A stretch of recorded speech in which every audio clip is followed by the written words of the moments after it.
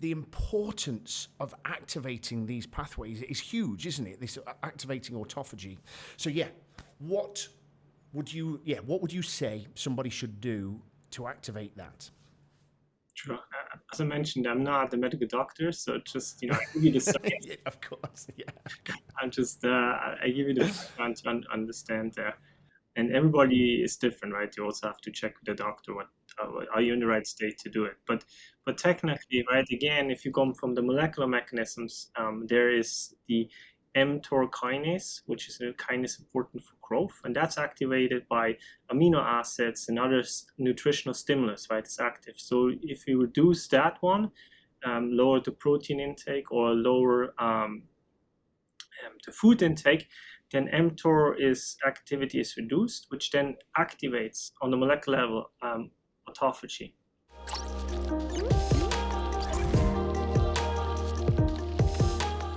Welcome to the Age in Reverse podcast with me, Samuel James. Now, today I have got a very special guest. I'm very, very excited to introduce you to Dr. Collin Ewald. Is it doctor, by the way? Collin, would you say a doctor or you just say scientist? Yeah, I'm a doctor in philosophy, right? I'm not a medical doctor, but I got doctor in philosophy, which means in molecular biology then. Yeah, that's the part that I'm going to go into. So Collin is a Swiss scientist investigating the molecular mechanisms of healthy aging. He's a molecular biologist and a professor at ETH Zurich, which is where he leads the laboratory of extracellular matrix regeneration. Can you believe that? How cool is that? Now, if you don't understand that, like I don't understand that, I'm going to ask Collin now if he can explain a little bit to us in what that actually means. So thank you again for coming, Collin. It's a real pleasure to have you here. Thank you. I'm excited to be here. Oh, thank you, man. Thank you. Yeah, so break that down for us in what it is that you actually do on a day-to-day basis. What does that mean? Extracellular matrix regeneration. So cool. Yeah, so the extracellular matrix are all the proteins that are outside of your cell, right? So you consist not only of one cell, you consist of, I think, 30 trillion cells, and those cells, form organs, which the organs are surrounded by the extracellular matrix, which is basically collagens and proteoglycans and other big proteins, and they form like a net around it to hold the organs in place. So if you do run and some stress compression is there, that's where it keeps, so they also absorb some shock and holds the right form. But it's also very important for signaling between organs, right? Because the matrix itself, if you have this network, it's like a highway where signaling molecule goes through it from one cell to the other cell, or from one tissue to the other tissue. And the interesting part is that about, if you look at much collagen you have, and that's what's most abundant protein in your body, people have said it's around, 1/4 or 30% of your total protein in your body. So it makes up a lot. And that makes sense because, again, we are made up by multiple cells, right? And those cells have to be held together. And that's why it's also called the connective tissue. Wow. My goodness me. So did you say it was 30, is it 30 trillion cells, you said? Yeah, of the body, depending roughly which scientist or which publication you look at, the estimation is about that, if I'm not mistaken. It could be 100. And we're talking hair cells, skin cells, liver cells, like everything in our body is basically made up from cells, but they've got, and this might be going a bit crazy, but what changes in a cell to make it, let's say, a skin cell to a liver cell? What even is going on there? Yeah, so every cell has the same genetic code, which is the DNA, which is about 2 meters in size, packed in a very, very tiny nucleus that's in the cell, right? And so you can think about this genetic information like a library with lots of books in there. And, so if you, for example, a skin cell, you don't need all the books that code things for a liver cell, right? So only need certain books. So what the DNA, what the cell is doing, they make it more accessible. So they put those books that are important for skin cell more in front of it, and the other ones more into the back. So which you don't need, right? And then the skin cell will go and read up, different genes, which then encode proteins that are important for the skin cells, right? And this regulation of the DNA, this compaction, it's called, epigenetic regulation, because epi means standing on top of it. So it's standing on top of the DNA itself. And that's important, right? Because it's just too much information. And that brings me just to the part to link this to aging. You probably heard about epigenetic modification or regulation or your biological age, for example. And so that's basically the thing is that's exactly what's happening, right? So these order of, which gene should be read and not read, this epigenetic regulation, there are marks in the DNA, chemical marks, that is the methyl group. And that works very well when you're young, right? And a skin cell is a skin cell. But then, of course, imagine doing aging. Think about the library that gets older, right? Bookshelves break, things move around. It's like a house that deteriorates back forth, right? And that is not so nicely ordered anymore. And that we can read out mathematically and can build, so to speak, clocks, which are not real clocks. It's just an algorithm that can determine how old the cell is, right? It's like if you look at, an old library, right? You could say, okay, maybe it's 100 years old or something like that, right? By looking at the dust, new stuff. the dust on the book, you can tell by how old it is. And that, while we're talking about biological age, I would love to go into how do we find that out? So obviously this is something that we do at Age in Reverse, which I've talked to you about, and we get people's biological age for them to see where they currently are. So let's say, just for anybody who's listening that doesn't know what that is, we use a biological age test. We also do your DNA and a biological age test. And so if you're 40, so I'm 40 years old, but I could have a biological age of a 45-year-old if I haven't been looking after myself, or the lifestyle factors that can be involved have made me age a little bit faster. Or I could have a biological age of a 30-year-old if I've been looking after myself, taking care of myself. Or is that right? Am I on the right track there? But how do you actually find that out? What is the test that's doing that to actually tell that I'm younger or older than my chronological age?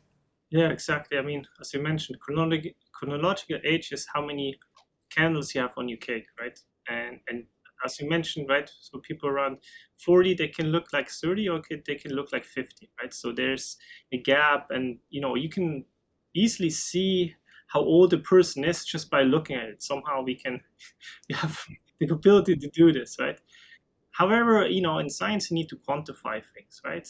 And that's really important. And we figured out a way to see these changes on the DNA, right? So you need to isolate some DNA. You can do this either from saliva, from your spit. You can do this from your blood. Then you can even go skin cells, whatever. You can take any cell you want to, right? You isolate the DNA, and then you ask the question like, these epigenetic modifications, these methylations, right? Where do they occur, right? And you can sequencing methods. Use sequencing methods to measure all of them, and then you look like what's the ratio? How much, say, that gene X is methylated compared to a standard curve in the population, and then you can determine are you older than your chronological age, or are you younger in that sense.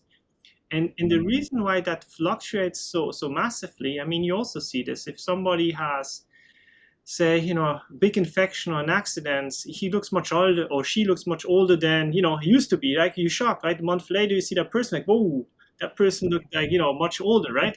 And so that's exactly what's happening. So we can, if you have a COVID infection, that can set back your biological age, increase your biological age by 5 years, right? Which then you can try to turn down.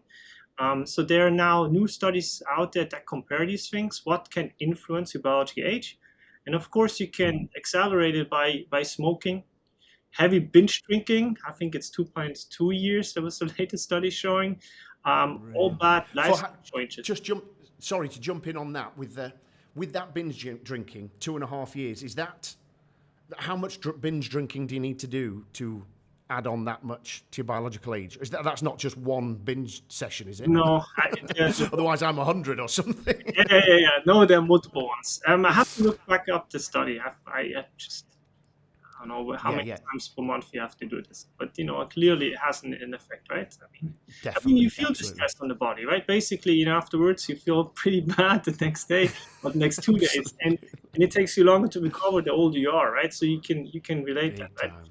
But the Absolutely, yeah. point is, we can quantify this on a molecular level, right? It's really nice, clear cut signal. You get numbers. So of course you can also slow down your aging, or you make it into the better direction, which you do the right lifestyle choices, and a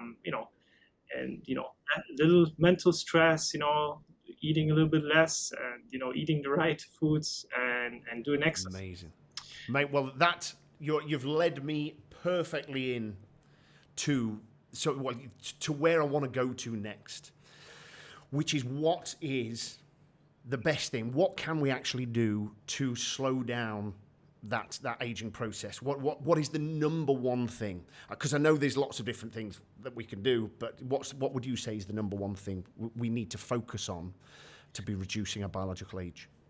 So at the moment, the most robust intervention is called dietary or caloric restriction. And so I'm a scientist, so we started doing these things with little model organisms. So I work with, for example, C. elegans, which is a little round worm. You can do this with fruit flies, or you can do this with mice. And there has been shown that less intake of calories, but not getting malnutrition, right? You get all the right vitamins and everything in there, the right amount of foods, but just a little bit less. So it's between 10 to 30% less. That can increase the lifespan. Right? And so then we try to figure out what are the molecular mechanism, what's happening there. And that's what at the moment we're trying to translate into clinical applications, right? And so and we're just starting this. So there are different protocols that are out there. One is from Walter Longo, which is basically, I think, a 4 or 5 day fast, which means you get all the nutrients, but I don't know, 500 calories. I don't remember. That's the fasting mimicking diet, isn't it? Exactly. Walter Longo's fasting yeah. And Got then it. you get all the benefits there, right? And so that's one thing. And so I think that one combined with exercise at the moment seems the most promising, right? Yeah. It's just Sorry to interrupt quickly. So, do you know that you said the caloric restriction part, this is a huge topic for me, being obviously a nutritionist, and fasting. So 5 years ago, fasting was all the rage, and it was amazing, and I was recommending it to lots of people. Then it was great. Then it was sort of came down, and it wasn't as good. Then fasting went really popular again, but we started to understand that there's better time. Well, for women in particular, there's better times of the month during their cycle when they should and they shouldn't be fasting. But now some of the stuff I've been reading, some of the research I've been hearing is that prolonged fasting, again, I know Walter Longo's, that's a different one because he's still having something, but I'm meaning completely just water fasting, that there's the complications of us losing muscle mass is a problem, because obviously we need muscle for as we get older. So again, what I'd love to hear from your side is what your take on intermittent fasting, like the 16/8. Is that something you think is a good thing, recommend? Or when you were saying that caloric restriction, does it make any difference whether you have that in one meal a day or whether you have that in 5 meals a day, but you're still in that calorie deficit? Yeah, let me give you a little bit longer answer in sense to cover some basic concepts, so to understand the thinking there. Because the calorie restriction, I mean, the first study was done in rats in 1935 by McCliff and Kay, and there the idea was to see whether having little less food would be actually detrimental to the rats. But he found the opposite, because they're like lived longer, they were healthier. Right? And that really kicked off from the science field, this whole caloric restriction, diet restriction. And now I'm going to fast forward, a lot of things to the latest study. And so one that was extremely surprising was that if you put mice on, say, 30% caloric restriction during their lifetime, right, they live longer compared to the group that can eat as much as they want, and also they're healthier. Now, if you do this caloric restriction, and to restrict the time of feeding to, say, 3 hours a day, right? The mice lived even longer than just a caloric restriction. So timing seemed to be important. Now, the astonishing thing was actually then, if you take mice and let them eat as much as they want to for those 3 hours, just 3 hours, instead of for like 12 hours, just 3 hours, they also lived longer. So this suggests that the timing is important, the amount you eat is important, right? And what you eat is then also important in the end. So there's a 3-factor thing. So basically, you need a starvation period. That's why people do this 16 hours fast, 8 hours of eating. Which you need the starvation period, and that starvation period activates different important process for the repair. I will go into that later. Then, you can eat as much as you want to, but it'd be better that you just limit your calories and definitely eat something that's good and healthy, right? In this, you eat like burgers and all these things, right? That also, it's not bad for the cardiovascular system. It clocks up on all these things, right? So the right choices matter, and then also it's important that you give enough for your body. Now, if you just do the this, say, intermittent fasting, caloric restriction kind of thing, and you mention muscle mass, of course you're going to lose muscle mass, right? But more and more studies showing that if you do exercise, actually you'll be more able to maintain. It's not that you will bulk up like a bodybuilder, you will have deficits there, but you'll be able to maintain it better. And so now the current thinking that hasn't really shown is that you provide your body with what it needs. And so, for example, you do a workout in the gym, right? Resistance training. It might be good to take a protein shake afterwards, because that's when the muscle really need it, right? They are active, you get it in, you get it once you need it, and then you can come back to a regular diet. And so, as far as I'm aware, with a couple of studies, the intermittent fasting didn't interfere much with muscle gain itself, right? If you then supplement with a protein thing. That's what I was going to just jump on there. The making sure you have an adequate amount of calories, energy in during that fasting window is from me working with people, that's what I found to be the most important. Because the thing is, when you do restrict that window and bring it down to just, let's say, 4 hours, 6 hours or 8 hours of eating, the tendency is to just eat less, which is what we're going for, obviously, because that's what this caloric restriction is. But if we eat too little, this is what I find, people are actually having too less calories and not enough of the vital nutrients that they need, and they do lose weight in the first instance. They feel good for the first maybe month or so, but then this thing called metabolic syndrome can take over, can't it? So where your metabolism slows down to compensate for the lack of fuel that you keep giving yourself, and this is where the problem happens, because if your metabolism's slower and then you start feeling pretty shit, and then you start eating again, your metabolism's slow, and then you pile on the weight, and this is the problem of yo-yo dieting and all that type of stuff, which I know we're going off on one, but I just think it's so fascinating, all of this stuff, because there's all these recommendations to do this, but then when the reality of it is very different to just eating in that time. We have to still be mindful of what we're doing. We still have to really think about, am I getting enough fat, protein, carbohydrates in my eating window to make sure I'm fueling my body?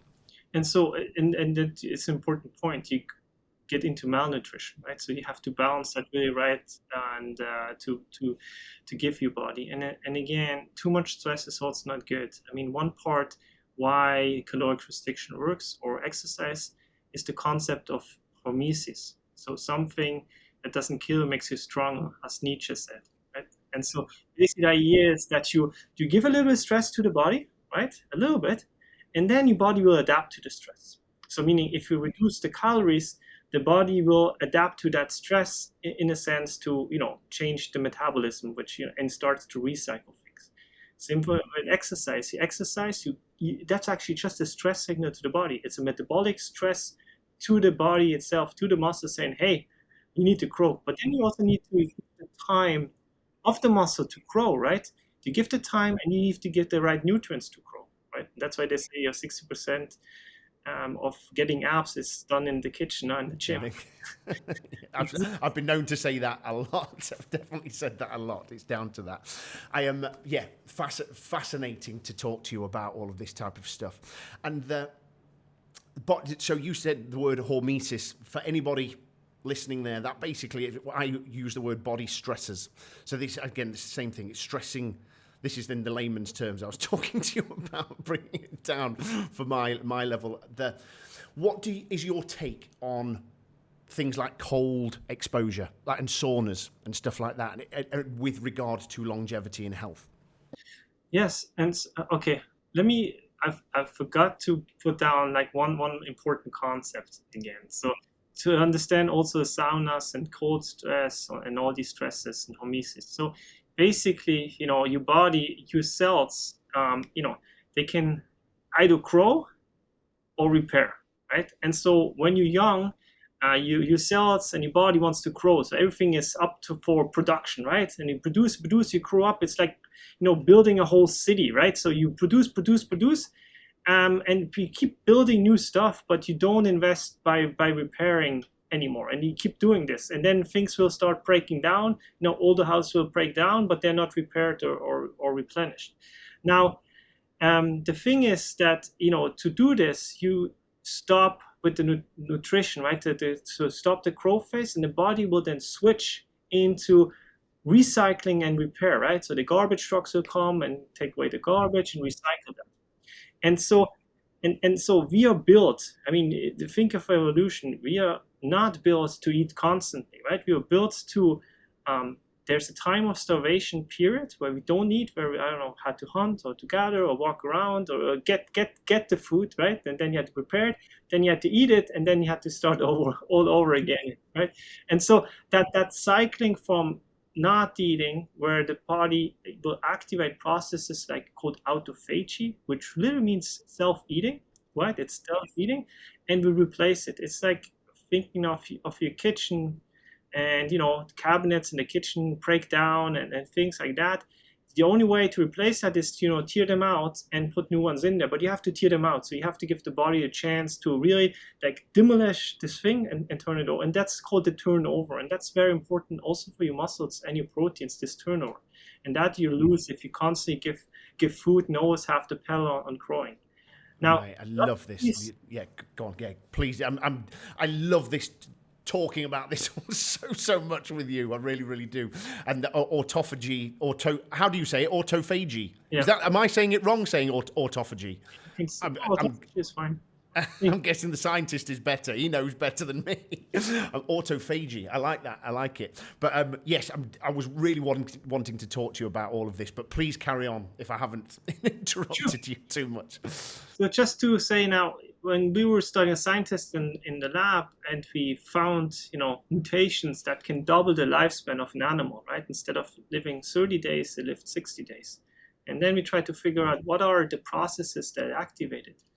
Most of them, what we've seen is a shift from growth to repair and replenish and maintenance, right? And one of these, the biggest one was autophagy, of course, right? There to really start to recycle things that are broken. So in your cells, you have important organelles that can break down during aging. One of them is the mitochondria, which is the powerhouse of your cell, right? And so that is linked to lots of different diseases, Alzheimer's diseases, sarcopenia, all those things, right? And so autophagy actually will take the broken batteries, so to speak, or powerhouses of your cell, will take it, degrade it, and then hopefully you can synthesize new ones to replace that, right? So you have things running and functioning. Now, and so that gets you that gets me back to the hormesis, to the switch, right? So when is this happening? It's not happening when you lay on your couch and eat your chips and do nothing, right? It's happening when you have a little stress to the body. It's like a switch and saying, hey, you know what? Now we stop growing and building mass. Now we start to repair what we'll use what we have, right? And that's what you start doing when you go, when you eat a little bit less, or when you a little bit starvation. I mean, the word, as you mentioned, is up and down as a word, but limit the food intake for a while, and then also doing exercise. Now we can even push this further. I mean, your body, is there that has to protect you in different environments, right? So if we go into the desert, it's super hot, and if your cells and proteins get too hot, they will disintegrate, and it could lead to death. And that's why for example, you get a fever to kill all the bacteria and viruses that are not adapted to the heat. Now the body has once it goes to the heat, it activates protein called heat shock response protein, right? They get upregulated a lot, and they help to keep your proteins folded or help them refolded. And just for you to understand, proteins are a string of amino acids that come into a 3D D shape and are folded, right? And so if there is heat, they start to unfold into the strings again. And that's when you put the egg into a pan, right? You see this, you see the change. It's, the egg white, it's the protein, right, unfolding there, right? It's called denaturing, so to speak. And so again, if you're in the heat, right, the body has to respond to it, right? Of course, if you exercise, you will start to sweat to cool your body down, right? And also you will activate the heat shock response. You can, as I said, similar responses if you go into the sauna, right? And then with the cold shock response, that has been less studied, but more and more studies come how that actually works. So there are also cold shock proteins that happening there. Wow. We can see. Do you know? Is it just quickly? Sorry to interrupt. Is there currently any science that shows whether the sauna or the ice bath is better than the other one? Like, or are they both equally as important for it because they both basically stress the body out?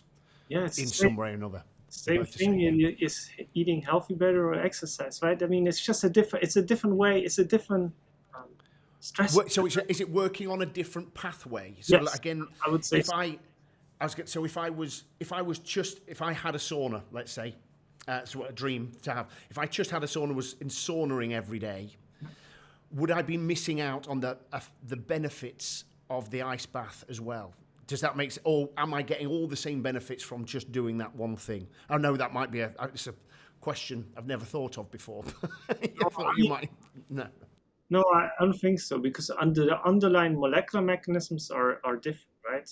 I mean, the cold also, will not only have also other effects on your skin, for example, or the blood vessels, right? They construct, or you're breathing, right? You get also the little things working. So there are, besides on the molecular level, on the organismal level, right? On the whole machinery there are different effects. And so, and one thing, and then that's the last point I want to make, right? The thing is that you and me, we are different, and everybody is different, right? So what exactly works for you is different than works for me, because it's just, and that comes back to the individual, adaptation of your stressors you put to your body. And in that way, the only way to find this out is to quantify yourself, right? Either have these watches to see your heart rate, I mean, or blood pressure. I mean, by age, you get higher blood pressure, and you see, and I keep measuring this every week and see, I mean, in November I had higher blood pressure levels, and so I changed my diet, and so that helps. So I brought it really in a really good range, and so I was happy with that. Talk about it, but again, and one readout is again the epigenetic age, biological age, right? To really find out, well, do you, reduce the biological age or rejuvenate your body or help your body could go into the right direction? You can use these epigenetic tests and to find out. Amazing. My goodness me. That is fascinating. I want to just jump back into autophagy, because again, that is something I've obviously been researching a lot. I understand the importance of it, and it's absolutely fascinating. So I want to make sure that anybody listening to this knows what they can do to actually start activating it. So what would be your recommendation for people to activate autophagy? What can they do, like literally this week, if they want to start activating this pathway where it is basically your as you said, your body's cleanup system? It's coming in and cleaning away. Your garbage trucks are coming in to clean away all of the sort of the weaker, damaged cells. And am I even correct in this is one of the most fascinating things about autophagy is it kills off things like cancer cells, or as you said, zombie cells or senescent cells. So it's killing off these things that could potentially give us cancer or give us some of these other diseases eventually if we weren't to activate this. So if we were just laying on the sofa eating our chips all the time and just comfort eating, like as you said, we're not meant to. Humans were never sort of evolved into this. We're almost the first, second generation that has had this abundance of food all around us and this kind of lifestyle. So yeah, the importance of activating these pathways is huge, isn't it? This activating autophagy. So yeah, what would you say somebody should do to activate that? Sure. As I mentioned, I'm not a medical doctor, so just I give you the science. Yeah, of course, yeah. I give you the background to understand and everybody is different, right? You also have to check with the doctor what are you in the right state to do it. But technically, right? Again, if you come from the molecular mechanisms, there is the mTOR kinase, which is a kinase important for growth, and that's activated by amino acids and other nutritional stimulus, right? It's active. So if you reduce that one, lower the protein intake or lower the food intake, then mTOR activity is reduced, which then activates on the molecular level autophagy, right? That's one way. The other way, if you do exercise, right? So AMPK is activated, which is it's another enzyme that reads out the energy in your cells. So the currency for your cells to work is called ATP, right? Which then gets used up from ATP to AMP, right? And so the AMP kinase is basically measuring like how much what is the ratio of the energy levels of your cell, and if it's activated, it also starts these recycling pathways. So of course, yeah. The nutritional part and the exercise part is what is the most studied. Of course, since we're trying to understand the signaling pathways, we scientists also try to interfere with drugs or molecules to actually boost that part or activate it directly. Amazing. I love what you just said then, to make sure that everyone knows that everyone is all different, and so we can't just go recommending you to do a 48-hour fast, for example, which is one way that I know we can activate autophagy, especially if you do some like a long walk in between there. But again, we need to take into account so many different things to make sure our body's ready for that kind of stress, because it is a big stress that you're putting your body under. And I just want to mention, right, we've the science I'm in, so in the field, I'm now in the field for 20 years, where we started really on these molecular identification and small organisms like worms and flies, and we got a long way to mice, which is nice. We can slow aging or even reverse aging in mice, right? And the next step is actually to translate that to humans, and that's the hard part, right? Because there we don't know, and also with the starvation or caloric restriction, whether it works and how it works and whether it's safe or not. And so in order to do this, we need to run clinical trials, which is basically trying to determine, is it, if you have a population, is it safe, and if it's effective, right?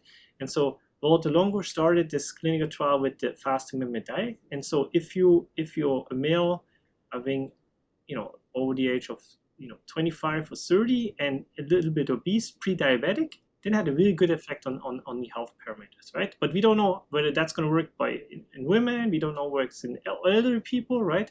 So we have no clue idea. And so the science is just starting to get there to see these things in humans. So again, for the recommendation, we cannot really make the recommendation till we have it really scientifically and medically proven in that kind of sense. So you can hold up on it. I mean, even I just want to say, even in mice, dietary restriction works very well, but you always have those mice that don't respond or even actually shorten their lifespan.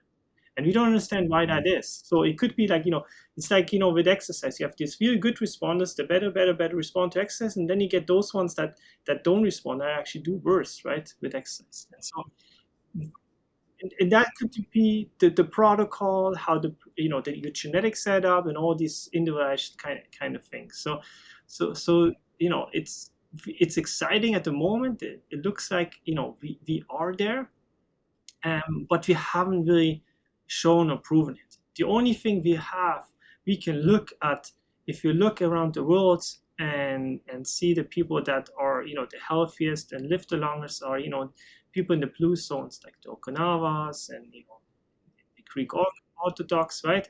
Where they have this really, like, they eat less, maybe 80% what they need. They exercise, they have a good social life, they have a little bit stress, they eat a more, vegetarian vegan diet, but also have sometimes meat and fish, but in little, and so it's more or less this moderation. So I think personally, you don't have to go full blown or hardcore or feel hungry. It's the moderation, right? Just have it in the right kind of thing, because it's just also, you get really good benefits, but just 10% reduction in calorie intake, right? Which is not so much. Yeah, I was going to say it's not at all. And that, again, I love that you just brought up the blue zones, because that again was been where I started my research probably 15 years ago. And so also I read an article about the Hunza tribe. Have you ever come across some of these sort of tribes that are untouched by our modern society? And I read an article about the Hunza, Hunza, and how they live. Their average age expectancy is around 100, and women were having babies in their 60s and things like this. And this was almost the turning point where I became fascinated with longevity. And also the biggest thing for me was there wasn't any cases of people with cancer or Alzheimer's or any of these diseases that are cardiovascular disease that we get, and people were dying of old age, as opposed to most people in our society die from one of these sort of four main causes of death.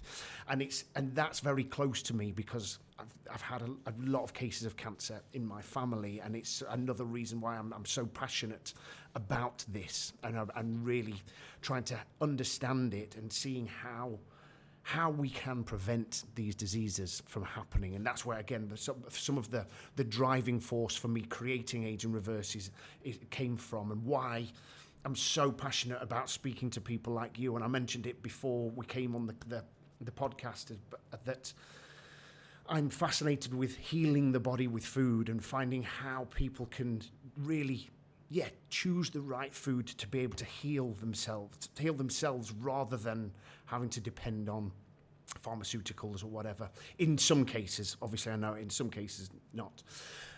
But what I really passionate about is meeting people like you to be able to explain what is really happening in this world right now, and so I can try and learn as much as I can from you, and then be able to help people apply it to their life, and what we can actually do today to start giving ourselves the best possible chance of a long, healthy life. Because if there's people out there doing it, I really believe if the Hunza tribe can, if the Sardinians can, the Okinawans can, in the blue zones, then there's something in that. We don't have to just think that because all my family get cancer, I'm going to get cancer. And hopefully that can lead on to my next question about our genes and DNA and how much of an impact they're going to have on our outcome, basically. Yeah, no, it's so for you to understand, also giving the listeners a little bit some tools to understand the scientific process that's underneath it. So what you mentioned there with these different tribes and the blue zones people, these are really nice association or correlation, right? But correlation is not causation. So, for example, if you're an alien and you have never seen the human species, you look, you come with your ship there and you look around and you see a cemetery, right? And then what you see is actually there's a really nice correlation between a stone and a dead person underneath it. And you would conclude, aha, those humans got killed by a rock falling from the sky, right? Because it's a one-to-one correlation, right? Again, correlation of causation, it's much more complicated, right? If it just correlates really nicely and those food intake and exercise and the less mental stress and a good social environment and being active for a long time, it's a really nice correlation, right? Seen all there. But as a scientist, you have to figure out what is really the cause of it. What's the causal relationship, right? And so then you try to figure this out. And we break it down to the molecular machinery in your body, how it works, like how the cells communicate, and really see how mechanistically, right? It's like looking at the car, you see the cylinders going up and down. If I take away a cylinder, the car is going slower, right? Or if I futz around with the steering wheel, it's good. So we're trying to figure out, right, taking things away, right? And giving it back. If I give more cylinders to a car, will it go faster, right? And so that means if something is required and sufficient, then there must be a mechanism. And that's what we're trying to figure out as scientists. What are the mechanistic basis? What the underlying mechanism that cause this, right? Because you can take a lot of things away from the car, like the window. Like if you take one side window away, you still go the same speed. It doesn't matter, right? So that's not a causal thing. Or me getting gray hair, it's not going to kill me, right? But it's correlate really nicely with aging, right? You can say you're much older, the more gray hair, you're much older, but that's not a, underlying causing thing or limiting thing for your lifespan. And so that's what we're trying to tease apart here. Now, as you mentioned, the astonishing thing came when we were looking at twins, right? So twins are, they have identical genomic setup, right? So the same genes, same DNA. And then you look how long they live and how nicely correlates that one, right? How much is it due to inheritance from your parents? And so you can do all these calculations. And there the astonishing thing was actually that longevity, how long person lives, was about 20% explained by the genetic setup, meaning, probably about 20% is due to the genes. And then the rest of the 80% is actually the environment, because your genetic setup is great, but it's always an interaction between the environment, what you eat, if you smoke, if you don't smoke, right, with your genes you have. So that interplay is very important. So I give you an example. You can, people that live over 100, called the centenarians, or even super centenarians, what you can notice is that those people, they smoke for 70 years, never get cancer, they eat red meat, they drink, right? Agnes Fenton, she smoked she was 110, smoked for 70 years, and drank, I think, 3 Miller Lights and 1 Johnny Blue Label per day, right? Per day. For a long time, and never had a problem, right? I mean, those people go to the doctor, and the doctor says stop smoking or quit smoking, and the doctor dies, and they're still outliving them.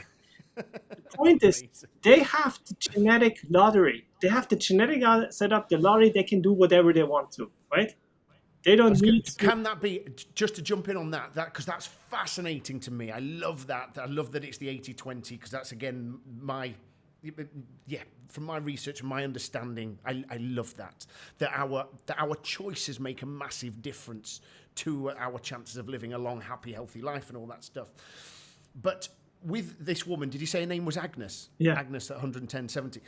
Obviously, would that have been the fact that she had great genes, but also did she have an active lifestyle? Like, was she walking around? Did she eat a healthy diet, apart from the Miller Lite as well? Or so her 110 years was literally pretty much because she just had awesome genes. Yeah, and that's the thing. It's usually like, if you can look by, it runs in families, right? You can compare then the siblings, and of course, I mean, so let's put it this way. So they have the genetic setup, the genetic lottery, right? They can do whatever they want, but of course, if they would choose to have a healthy lifestyle, they would even live longer, right? Or healthier. So that's, that's the point there. They just, protected a little bit more than we are, right?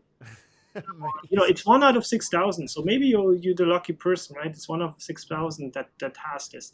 But it's the same thing. They can also do things worse, right? But doing worse things. So most of them, they don't do what, one is supposed to do to maintain the body and still do it. And so in our lab, we try and actually to figure out the sequence, right? Which mutations in the DNA, right, are associated or correlated with their long lifespan. And then we try to find out the experiments to actually prove that, right? So is that mutation in that gene A, right? Is that, the causal thing? And then we can take this one mutation and put it into a model organism like C. elegans and measure their lifespan. And if we see their change, increase the lifespan, so, oh, that looks interesting. And then we try to figure out how is that mutation doing it? And usually it's not just one, it's, I would say, hundreds of mutations that come together in the right combination, right? It's like, what determines your height, how big you are. I mean, it's around, maybe 1,000 of these mutations in your DNA that do this. So it's very, very complex, right? It's complex genetics, which scientists got into. It's very interesting. We use supercomputers and all these things to get to it, right? So we get ideas which mutations are protective, but also you can activate naturally those genes, and that comes back to the 80%. If you eat the right foods, if you do the right things, you can favor activating these protective genes, right? Again, coming back to autophagy, activating autophagy genes, activating repair genes, activating, metabolic genes in a sense. And so that's why it's really like it's the interaction, right? So you can do a lot of things wrong, by smoking and drinking too much and too much red Not sleeping and all these types of things as well has a big impact, doesn't it? Exactly, and get overweight. But then you can also do the opposite, where you can, help your body. I see you going to the gym, right? So we know for people that work out hard, right? They know about the genetic potential, right? You can work out, you can grow the muscle, but there's a genetic potential to it, right? So, but everybody can gain muscle, right? It's not set in stone. If you have the worst genetic setup, you still can grow muscle, right? It's not the point. Maybe not as big as Arnold Schwarzenegger, but you can, right? It's not. So you have to see this the interplay. So you still, and that's why it's very important. And the most scientists recommend, eat a little bit less, do exercise, and trying to make the right choices, right? These little choices. That's it. I was going to say, like they are the things, aren't they? The exercise, right nutrition, but again, finding the right nutrition for you, because everybody is different and we absorb nutrients differently, and we've started to be able to tell that from the DNA and how well you absorb vitamin A or vitamin K2 from the different foods and things like that, which is fascinating, because it's one of my dreams would be to actually find the perfect human diet, if that makes sense, to be able to take, one of my dreams would be to be able to take your DNA, do a stool test and a blood test, for example, something like that, so we can see what your microbiome's doing, to see what your blood's, what nutritional deficiency you've got, and then create the perfect lifestyle or the perfect meal plan, or do you know what I mean? Really, really going into depth, or the perfect supplement, for example, or the perfect protocol for someone. And I don't think we're too far away now. This is something I've dreamt of for a long time, but I don't think we're far off. And I mean, that's from the science part. We've been trying in the lab for a long time, also trying to disassociate it also in some in clinical trials. And more you see this coming up. I mean, and it's just, it's a continuous process. I think, you might be familiar with Brian Johnson, right, with the blueprint, where he basically measures everything. So he spends like, I think, 2 million per year and has like 30 doctors helping to really measure everything and see the impact whatever he does, right? I mean, that's something that's, more on the extreme side, very interesting also from the scientific part. But again, on the other hand, you can also do something for you, and that's what you're doing, which is really great to get, anything, you have to quantify things, because only if you quantify things you can measure it, right? And then you start adapting your protocol and see, okay, this is an effect or this has no effect, right? And then it's a trial by error learning kind of thing, moving the right direction. And one thing that was right for you this month might be not right for you in 3 months, right? And so again, that's what I mean. It's a continuous process. And the reason I brought up Brian Johnson, what I really like there is this example of the autopilot. He compares this to flying an airplane. He puts on the autopilot, and the airplane can, manage that much better than he could do by himself, right? When he tried to manually hold it. And so that would be the goal, to get some sort of setting where you can have really the best matching to level out your metabolism and your health, and to move it forward this way. Which I get. I really believe that it's not too far away. I think we're talking maybe in 10 years there will be some tests around there that would be able to potentially get us as close as possible to finding our perfect nutrition, diet plan, even exercise. Like from my DNA results, I could see that daily training is actually not very good for me, and I need more time to recover than some people. And so therefore I adapted my training to only 2 days a week, and then the rest of the days I just do a nice walk or I do some yoga, and it made such a drastic difference to me. Whereas before I was doing 5 or 6 days a week of heavy lifting and felt tired all the time and wasn't sleeping very well. So again, the fact we've got all of these things happening, these new tests, can really help every single person start really fine-tuning their lifestyle, if it's something that they're interested in. And as you mentioned, it's super complex.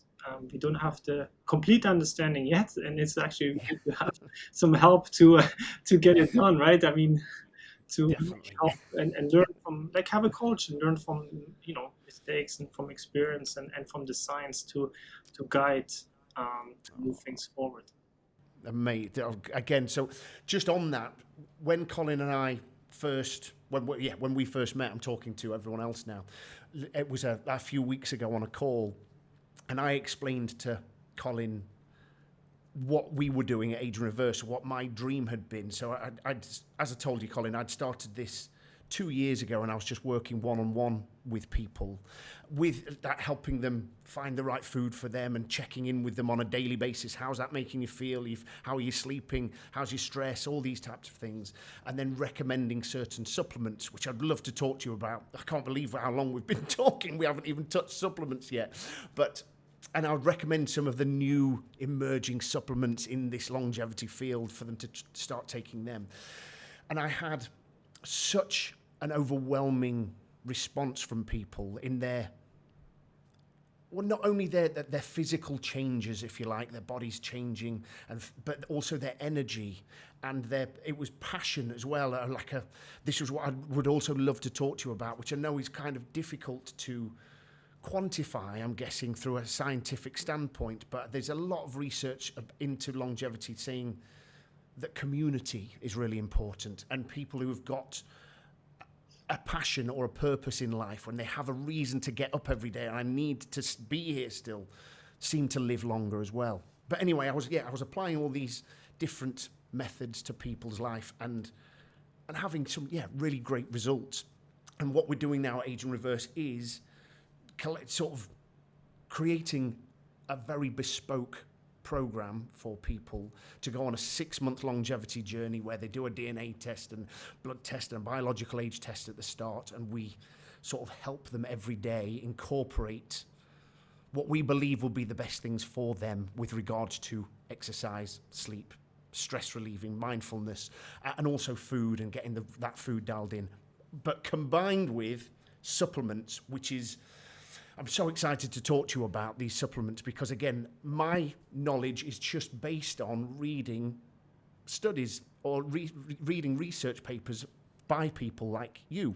And these are supplements like NMN, nicotinamide mononucleotide, alpha-ketoglutarate, which is AKG, fisetin, quercetin, spermidine. There's all of these supplements, or whatever you want to call them, coming out right now. and because there's so much money going into longevity at the minute, isn't there? And Jeff Bezos and the guy who's the Facebook guy, everybody are all like, all of these millionaires and billionaires are jumping into this right now because it's become such a huge topic. And so they're all investing because they're all wanting to live forever. And there's more and more sort of exciting research to say that we can maybe not live forever quite yet, but we can get to 120, 130 and beyond hopefully within our lifetime if we do some of these things. So on that, I know you're fascinating with it and we could talk for hours on these, but instead I would love just to your general opinion on some of these supplements and how and their efficacy and whether they are worth people trying or taking. So you brought up a lot of things. I'm unpacking it in different. Sorry. So first of all, if you do all these measure and quantification, please share it with science or with scientists, because that's exactly what we need. As I mentioned, we are not be right there to translate it, and we need this human data, right? That's out in the field, so to speak, not in the lab, like what we do, right? Not in the lab or in the hospital. You want it outside in the real world, where you're tempted by burgers or anything like that, or and you have your layouts. Like every person, nobody is can be like a high-performing athlete to be 100% disciplined and stuff like that. So this real-world data is really helpful also to build clinical trials later for us scientists. So feel free, make a way to share it. So that's the first thing. Amazing, Collin. I just want to jump on that because that was, again, Collin has, from me explaining what we were doing about how we're wanting to pull the wearable data from each person who enrolls in this, so we can see how much people are sleeping, how many steps they're doing. We want to be able to see it as much as we can of what that person's doing on a daily basis, so that when we get to the end of the 6 months, the 6 months journey, and they take another biological age test, hopefully we're going to have aged in reverse. We're going to have reversed their age. But will be one of the first studies that have been done like this, where we can actually see, like, this person, like person A, or let's say Jane, she reversed her biological age by 2 years, let's say, and this was the journey she went on. She slept, but she had this happen in her life. She had this happen in her life. There was a week there where she was on holiday in Marbella and drank champagne every day. Do you know, we can see it. Whereas this person here, let's say James, he reversed his biological age by 7 years, but before he was living a crazy lifestyle. He was drinking every day and smoking every day. Do you know, we're going to be able to actually be able to see the whole journey of what people have been doing, which I'm very, very excited about doing. And again, so Collin suggested we get all of this properly done. So we're now looking into getting this peer reviewed and getting this done scientifically, which I'm so excited about. And so so I'm very grateful for you, Collin, recommending that and suggesting it to us.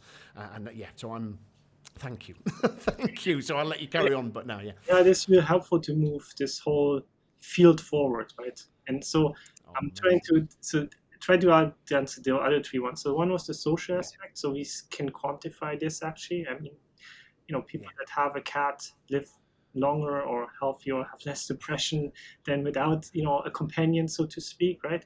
And the purpose is extremely important, right? We can all see this now with the money. Why there's a shift there, even in Switzerland, where we have banks, right? So one of the banks made a survey and asked their clients that had over 1 million Swiss francs, how much of their wealth would they give away for an extra 10 healthy years. And so people that had 1 million, they said around 30% of their wealth. People that had 3 or more millions, or even 10 millions, they went up to 50%. So people are willing to spend, 50% of their huge wealth for 10 extra healthy years. You see how important it is. And then I say this because there's a mindset shift. Because when I started 20 years ago, people were not thinking that kind of sense, how important health become lately. You can see in the last 20 years, it just changed also the products on the market. It's, target more healthier lifestyle, healthier things. And so that's what's coming up. And startups have really recognized this to bring it into industry, to drive the innovation. and then bring it all to the market and up to consumer or into pharmaceuticals if you go the biotech route, right? And so from the science part, we just do at university the innovation. And that brings me back to the supplements. All the supplements you mentioned there, right? They were found by scientists that, done all those studies. And notice, for example, the NMN, right, that in mice, not in humans, the NAD, which is a energy molecule, declines during aging, right? And if you supplement that to mice, they actually live longer. And you cannot give NAD directly by itself, so you need a precursor, right? And there's still lots of science going on. There are clinical trials running, and some of them are completed, which seem to be promising and very good. The thing is that once you start the clinical trial, it becomes a therapy, right? So then it's more or less protected by the FDA, but it's a different thing. But that's the important thing. All those supplements have, in the end, to be measured in these clinical trials, in a sense, right? To show that they're safe, don't cause any harm, and that they're effective. They actually work. They actually do what they're supposed to do, and that's very important. Now, and then you think, okay, why do I need to take supplements if I, with healthy food, it's what you need, and that's true. But it's, again, things break down in your machinery, and the conversion sometimes is not as good as you want to, or as you need it, but your body's needs are there. And then certain supplements really help there. And again, the definition of a supplement is supplementing a deficiency, right? So if your vitamin D levels are low, you want to take vitamin D supplement. If your vitamin D levels are fine, it's going to just be expensive urine, right? That's all it's going to happen. So, or you do harm. If you take too much, you do harm. And so, for example, and that's what I also want to mention, that's one note of caution I have to say as a scientist, from the green tea, the extract, the EGCG, epigallon, the problem is that there was one person who thought like, oh, this is super healthy, I can live longer, and took, I don't remember, 3,000 milligrams per day. Was way too much. And what happened actually, that your liver always detoxifies things. And his liver turned out to become like an alcoholic level, like he would be drinking alcohol every day. Even though he tried to do like a healthy thing for the body, he became, fibrosis, had to have the liver transplant because he just, killed his liver with this overdose, right? And what was that from? Sorry, that was from the green tea extract, ECGC, the epigallon, right?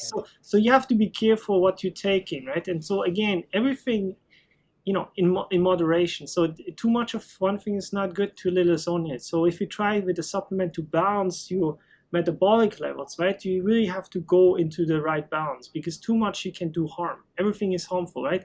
I mean, everything is poison in a sense. If you eat too much salt, it's poisonous, right? Yeah. You can drink too much water, you can die. Water. Drink water, and that happened. I think there was like some challenge, some contest, and a young guy, I mean, mid-20s or so, drank like 6 liters, and he died. It was just too much. So you have, what the idea is with the supplement is really you quantify and see where the deficiency is, and then you give that to the body when it's needed, and to bring it to the right level. So helping the body to get to the right level, because once it's the right level, the body does all the repairs and what it's needed. The work it needs. Exactly. Because that's the thing. That's the difference, isn't it? So when I'm looking at somebody and their nutritional deficiencies, for example, if I can get a blood test from them and see if they're lacking in zinc or magnesium or vitamin K2 or whatever, we can either choose to supplement with that, or we can choose to put them on some kind of IV drip or something, depending on the severity of the problem. But that's what's different with some of these anti-aging supplements, in the fact that they're not actually supplementing nutrients. They're just antioxidants, for example, or they're anti-inflammatories, aren't they? And I know, like, the spermidine activates autophagy, and which is, again, for me, I don't even know how that works, but obviously I know how important autophagy is. Yeah, how important that is, and that if that does it without having to fast for 48 hours or doing any of these other things, but it still activates it. Does that work? Is that actually working on the same pathway? Yes, and so it's the supplements are natural compounds, right?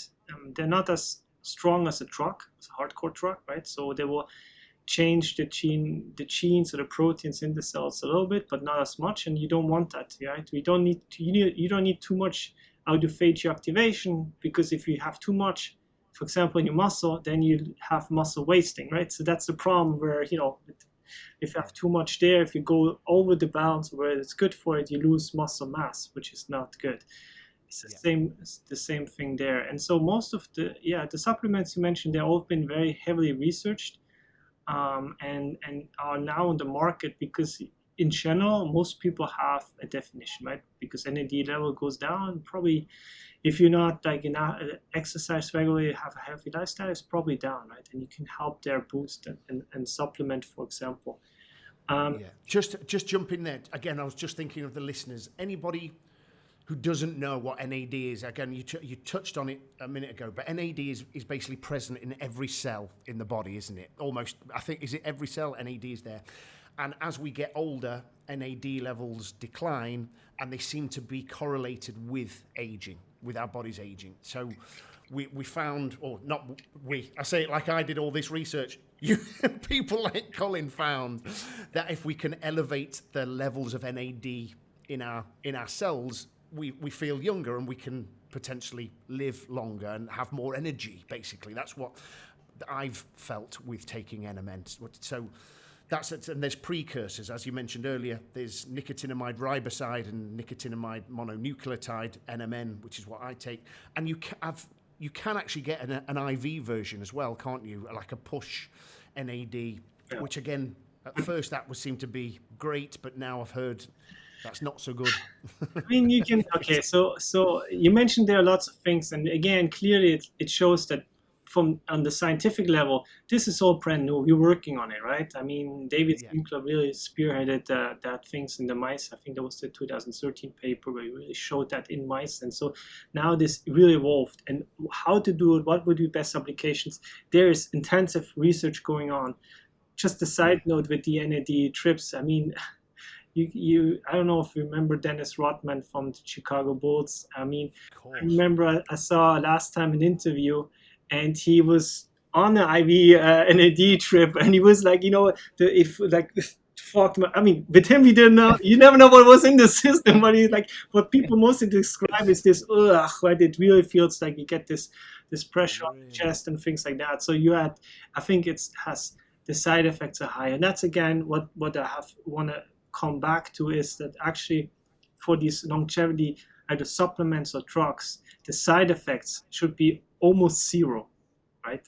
That's the important thing. So we really have a clean target and process, no side effects, and lots of effects, the beneficial effects, to maximize that one. And that's what everybody is working on. And so just and why, if you think about why would the scientists like me care about supplements. And so just for the evolution, how the science field progressed, again, I started 20 years from the molecular parts. We're translating at the moment. And so for the translating part, there are different routes. So the lowest hanging fruits are actually supplements, because they are at least considered safe. And you have to show that also they're safe when you bring it to the market, right? But they don't have to show the effectiveness like a drug, right? And for a drug, you need, again, this hardcore clinical trial. That's the biotech route, which takes a long time, right? It takes you 10 years.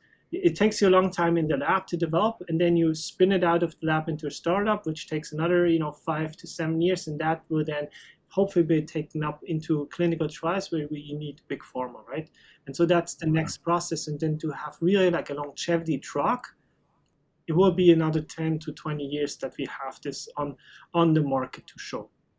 I mean, at the moment, we have certain indications by serendipity. We found drugs that have this longevity kind of effects, for example, metformin, which is a diabetes drug itself.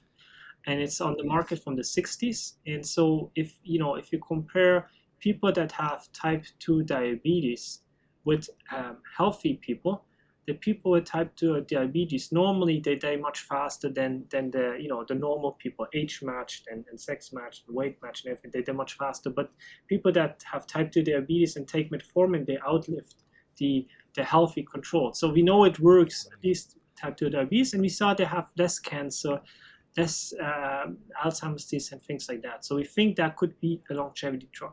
Now we have to show this in healthy humans. And so Nir Barzilai has been from Einstein University in New York, has been trying to set up this clinical trial. Now, clinical trial like this costs you millions. So you need 50, you need 100 millions, right? You need to invest it. And from the business side, it makes no sense because metformin is a generic, so you cannot make any money with that anymore. So nobody will invest. So he has been going around the world to say, hey, give me a couple million so I can run this trial, which is really important because if we can run this one and show it has this geroprotective, like this longevity effect, that would be amazing because then we would have a protocol to test any other drug.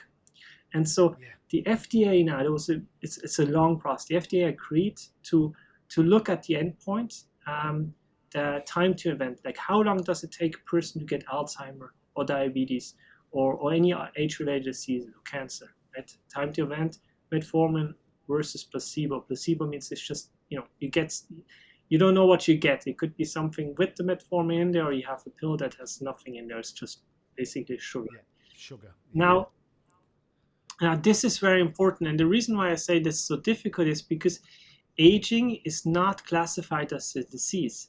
So how would you run the clinical trial? Like, you can run the clinical trial against cancer or diabetes or Alzheimer's, but aging itself is not. But the idea of these drugs is actually they would postpone all of these things, right? So at the moment, we're really trying to get all the data together to show on markers that health increased and also have a hardcore endpoint saying like, it just takes much longer to get any disease.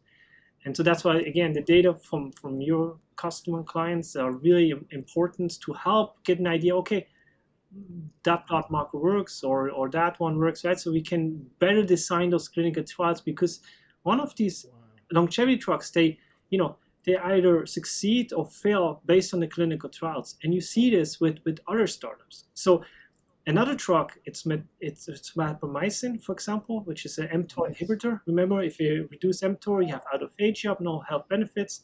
Shown this in mice and shown Manic at that time at Novartis, she's done that actually in elderly people. So people over the age of 65 took rapamycin for like 6 weeks. And then after that, they did a vaccination against influenza. And usually if you're vaccinated against influenza, as an old person, it doesn't work very well. It works like, 20% for this. But with the rapamycin, the immune system got rejuvenated and had much better response. So that works. Now, she spun this out into a startup, right, from Novartis, startup.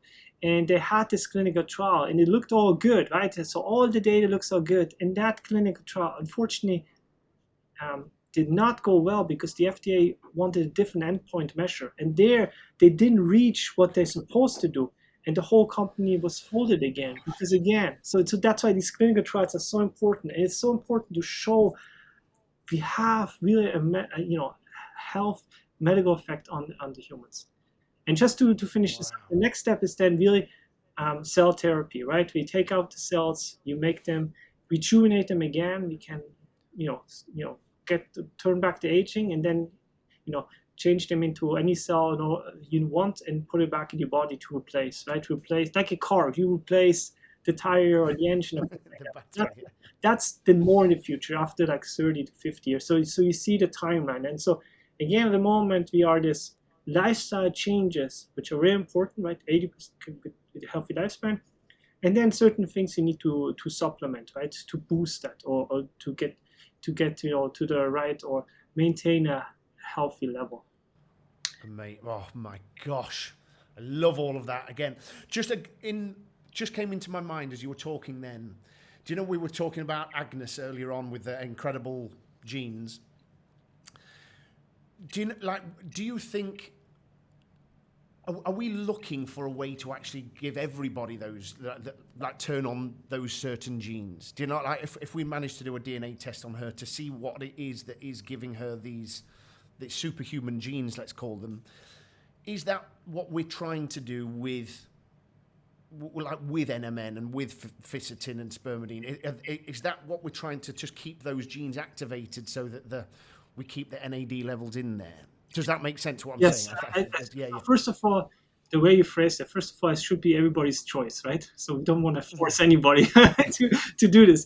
But we want to provide the choice, right? So you want 10 extra healthy years? Yes or no, right? You can choose, right? You can also go and party and have whatever, right? You want to do. Of course, Destructive life, okay? So if your choice is yes, then we try to mimic this in a sense, right? This gene activation, we trying to activate it from the outside, and that's the supplements you take, right? So there are different mechanisms activated. So the NAD, works on many different processes, but also on the epigenetic regulations, for example, right? To put this the biological age again back in set. So you have to fix a lot of things in the cell that's broken. You have to fix inside the nucleus these things like the epigenetic regulation. You have to fix proteins in the cells that are formed again with autophagy, right?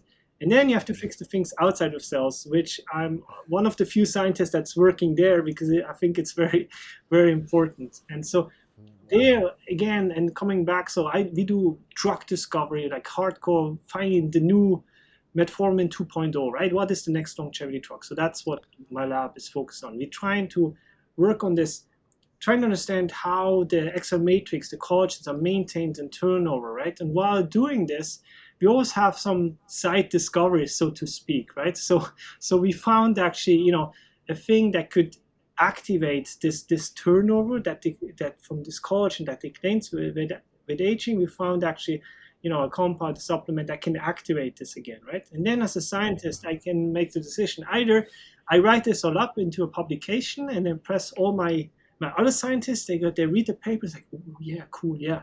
And it's, it collects dust after that. It'll be, or I can say, okay, I think this one is pretty cool. It's safe and it's effective. How about I bring it onto the market? And my motivation is then, okay, if I bring this now on the market, I could do much more health benefits now than I can just put it out the paper, right? And that's what I want to do. That's my original automation, why I study all this, right? To bring health to lots of people.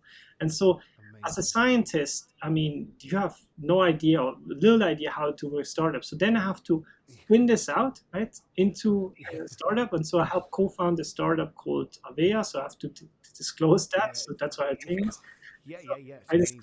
So help that, and we just done the science, and then you need these really good people that do all the hard work to do the marketing, bring it to the people, do all the financial planning, which I have no clue how this works. I just do the science, right, and I just spin it out and help bring it onto the market, and then the science continues, right? So we continue looking at that in old mice. So with this collagen activator, we give them, we looked at how the grip strength, how strong they are, which is something like today, if that was maintained, for example, right? They actually lose, with aging, mice also get obese fat. And so they, if they take the supplement, they become less fat, which is nice, right? So if something has real longevity effect, it will not only work on the collagen, it works on the whole body, like a systemic effect. And the next step what we're doing is actually starting a clinical trial. So I keep talking about clinical trials, but then... No, it's cool. You're a scientist. You're allowed to. So that's the fun part, right? And so we actually then try to, with the epigenetic test, measure your age. It's a saliva test. You can spit on it. It's not invasive, which is great. And then you take the supplements for 6 months. And then you take, after that, the epigenetic test again to see whether, are you really rejuvenated, right? So can you dial down the biology age? At the same time, since this works on collagen and collagen maintenance, you get wrinkles if you lose collagen and skin sagging, right? We want to see whether we see this also in a clinical setting. So you work with the university and so your skin elasticity and moisturization is measured before and then 3 months after to see, do you have any benefits? Because again, the product is on the market, consumers, there's lots of positive consumer reports, right? Which all say, oh yeah, this is exciting. Yeah. But I want to see the hardcore, the evidence. Because this is the thing. Obviously, the skin care industry is huge, and the amount of the hundreds and hundreds of dollars people spend on creams for their face, it's massive to keep their skin looking young. Obviously, we all want to do that. Well, most of us would love the idea of looking and staying young and feeling young. But I wanted to ask that question. Right now, so what you were just talking about is a supplement that you're actually developing right now, and is that how far away are we from that being on the market? Is that It's on the market. Are we talking? It is on the market now. Amazing. Are you allowed to say what it is? Yeah, it's called collagen activator. It's from Avea. Amazing. And if you Google that, you should find it. It's a really cool startup. And oh man, amazing! I've heavily researched them, so I love what they're doing. I really do, because it's obviously with the same level of passion as that I've got for this, and it's wonderful. So I didn't realise it was actually on the market now, that the actual product, because I know you said how long these things take to actually get to market.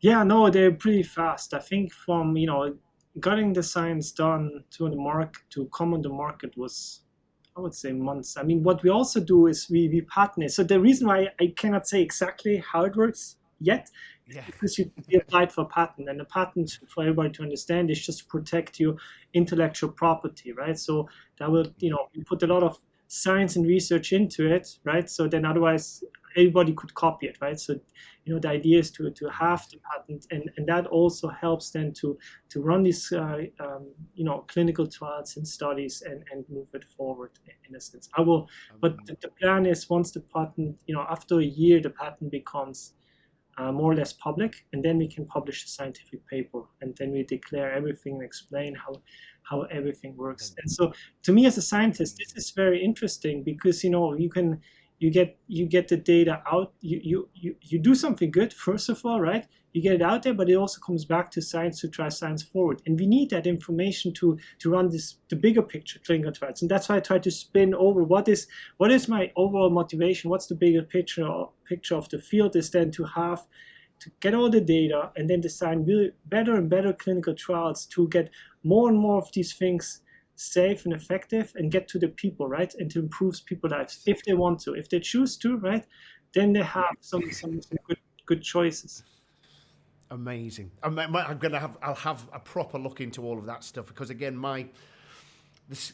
it's one of the biggest questions, or the most frequently asked questions, is about skin, and I've always been recommending hyaluronic acid, but ingestible form of it up till recently, because again, there's lots of other health benefits of hyaluronic acid, but it's also very good for skin. Apparently, from the research I have seen, it's better than applying it topically.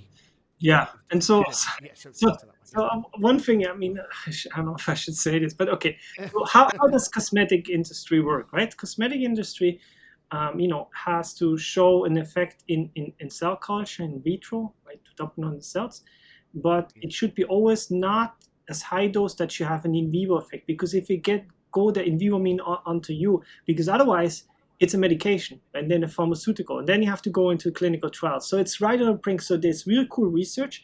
It works, but it's always in this low dose kind of regimen, right? And so that's why you also see the improvements. You just don't want to go too high into hardcore. And the problem, the skin is your barrier, right? So when you put it on there, it probably not gonna, if it's not a really small molecule like the hyaluronic acid, it's not going to penetrate to. It will help around it. It will help also.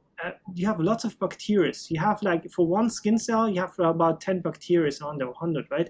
So you have more bacteria, and that's like a microbiome around it, and that is important to stay healthy, right? In the sense, they help a lot, right? So you also have the outside, and the hydration is very important. So don't get me wrong there. The creams are important for the hydration, to get the skin healthy and to keep the barrier there, right? But you really want to start from the inside to build it out, then you need to take it up orally, which means it has to go through the intestine.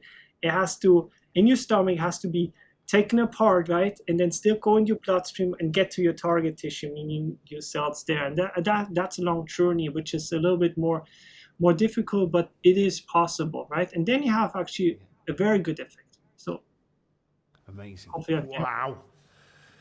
Gosh, Collin, I honestly could talk to you for days, for hours and hours. We're already 25 minutes, and I know you're a busy man, 25 minutes over what we thought we were going to be. And I've got, honestly, so many more questions in my head that I would love to ask you, but I'm also very conscious of your time.